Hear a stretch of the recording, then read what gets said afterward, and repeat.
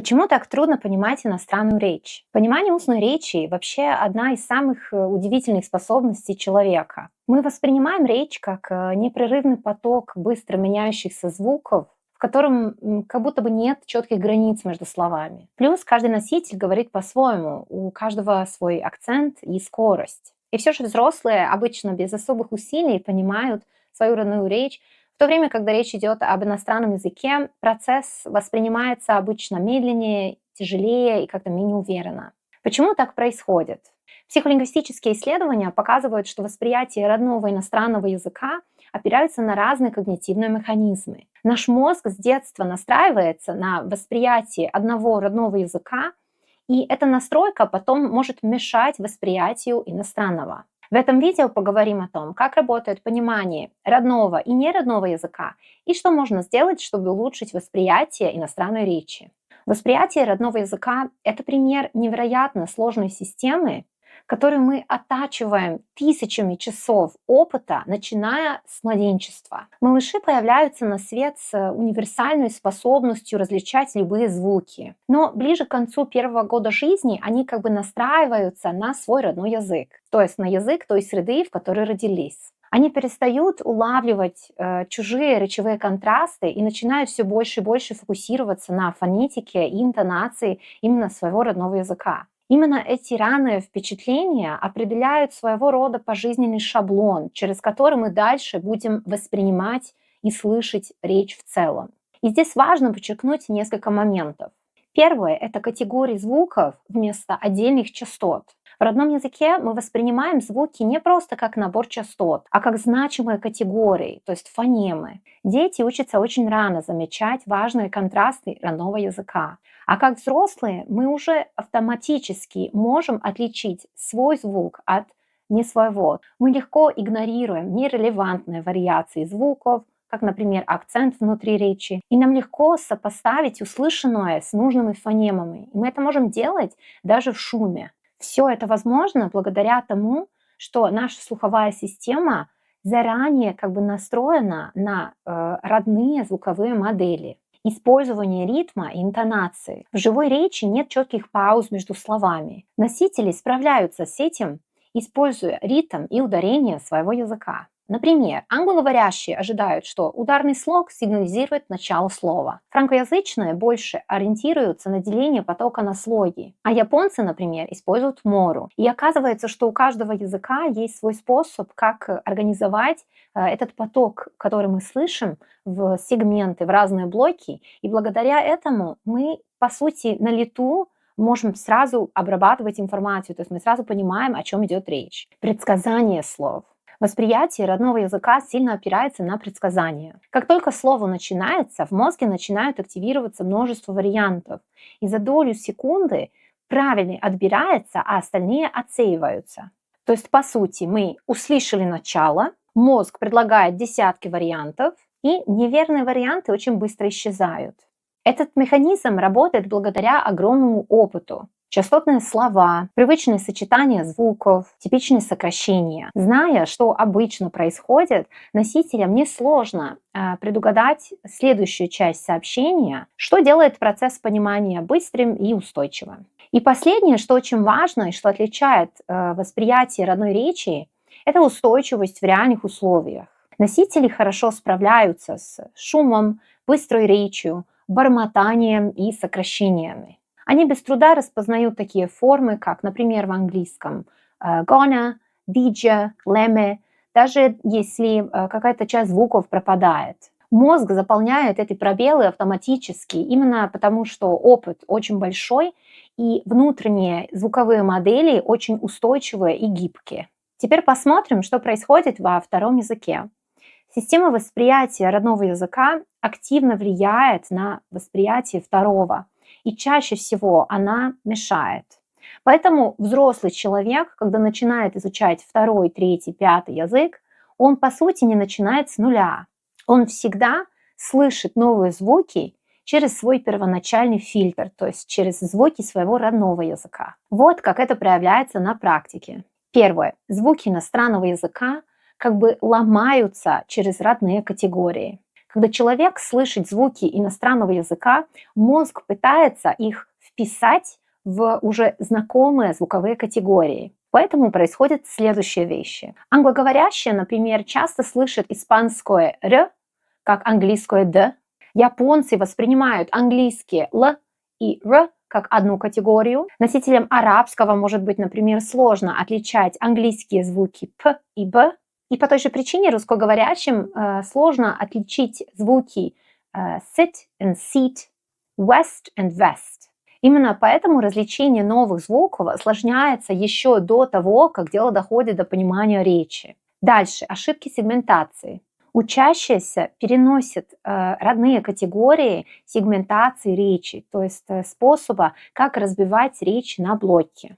Например, англоговорящие начинают сильно полагаться на ударение в французском. Франкоязычные, наоборот, они не замечают вот эти ударные подсказки в английском. По той же причине ученики могут слышать границы между словами там, где их нет, и не слышать там, где они есть. А поскольку правильная сегментация – это основа распознавания слов, даже маленькие ошибки могут привести к большим недопониманиям. Следующий момент – это медленное распознавание и слабое предсказание. В иностранном языке знакомых слов мало, произношение может быть неожиданным, а ментальный словарь активирует неправильные варианты. Без мощных предсказательных моделей, которые вырабатываются годами, изучающие вынуждены обрабатывать очень много информации сознательно. Поэтому восприятие кажется медленным и напряженным, особенно если речь идет о очень быстрой или неформальной речи. Дальше. Низкая устойчивость к шуму и вариативности. Ученики часто испытывают трудности с такими вещами, как фоновый шум, быстрая или редуцированная речь, нестандартные акценты или неформальные произносительные модели. Из-за недостаточного знания естественной вариативности иностранного языка ученики становятся более зависимыми от медленной и четкой речи, которая типична у преподавателей языков. Именно поэтому реальные языковые ситуации им кажутся ощутимо сложнее. И последнее – это высокая когнитивная нагрузка и усталость. Понимание иностранной речи требует больше рабочей памяти и внимания.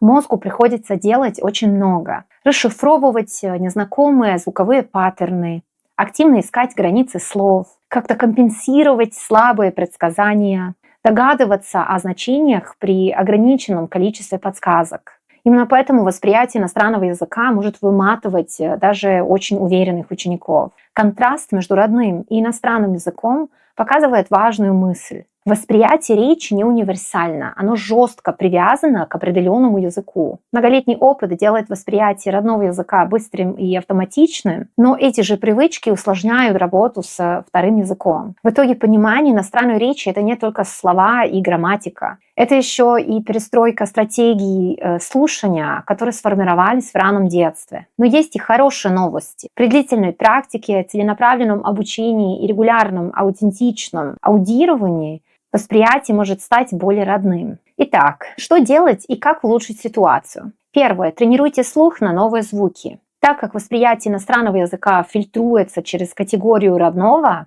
следует целенаправленно тренировать различение фонем. Для этого используются следующие методы. Тренировка минимальных пар. Минимальные пары – это слова, которые отличаются только одним звуком и имеют разные значения. Например, в английском слова как live and leave или bit and beat. Использование приложений или инструментов для фонетической тренировки, как, например, приложение ELSA. Запись своей речи и сравнение с речью носителей. Начинать с медленной и четкой речи и увеличивать скорость. Цель таких тренировок – это помочь мозгу сформировать новые звуковые категории вместо того, чтобы подгонять звуки под шаблоны родного языка. Номер 2. Слушайте естественную, неподготовленную речь. Носители привыкли к редукциям, к быстрой речи и неформальным моделям, которых в принципе нет в учебниках. Поэтому нужно слушать именно аутентичные материалы, подкасты, YouTube-ролики, интервью, сериалы, документальные фильмы и так далее. Начинайте с более простых материалов и переходите к более сложным. Здесь цель сформировать знания о том, как звучат слова и предложения в реальности. Номер 3. Работайте над ритмом и интонацией. Поскольку сегментация, то есть разделение на блоки, зависит от ритма и ударения, важно имитировать интонацию носителей. Для этого лучше всего подходит метод shadowing, про который я уже много раз говорила. То есть это повторение сразу после прослушивания. При этом важно тренировать расстановку ударений и стараться копировать редуцированные и безударные формы. Таким способом мы помогаем мозгу находить границы между словами. Номер 4. Используйте практику с высокой вариативностью. Чтобы стать более гибким в прослушивании, нужно слушать разных людей по возрасту, полу, стилю речи. Также разные варианты языка. Если, например, это английский, то надо слушать и американский, и британский, и австралийский, а также слушать разные речи разной скорости. Цель здесь это снизить воспринимаемую непредсказуемость и повысить устойчивость восприятия. Дальше. Укрепляйте словарный запас через контекст, а не только через запоминание. Ученикам трудно распознавать даже известные слова в быстрой речи. Для улучшения такого навыка надо делать следующее. Учите слова в фразах, а не изолированно. Тренируйте словосочетания. Замечайте, как слова редуцируются в разговорной речи, то есть каким способом они сокращаются или теряют определенные звуки в быстрой речи. Читайте, чтобы укреплять знакомые слова. Здесь цель, чтобы ускорить доступ к лексике благодаря знакомости и предсказуемости. Тренируйте предсказательные навыки. Для развития предсказания нужно делать следующие вещи. Слушайте материалы, которые чуть выше вашего текущего уровня. Пробуйте угадывать следующее слово или фразу. Заполняйте пропуски в аудиотекстах. И тренируйте диалоги и типичные модели общения. Это поможет вам развить более быстрые семантические и синтаксические ожидания. Дальше очень важно тренировать восприятие в сложных условиях. Чтобы укрепить устойчивость восприятия, постарайтесь находить такие аудирования, в которых есть шум на фоне, такие записи, которые сделаны в кафе, на улице или в аэропорту.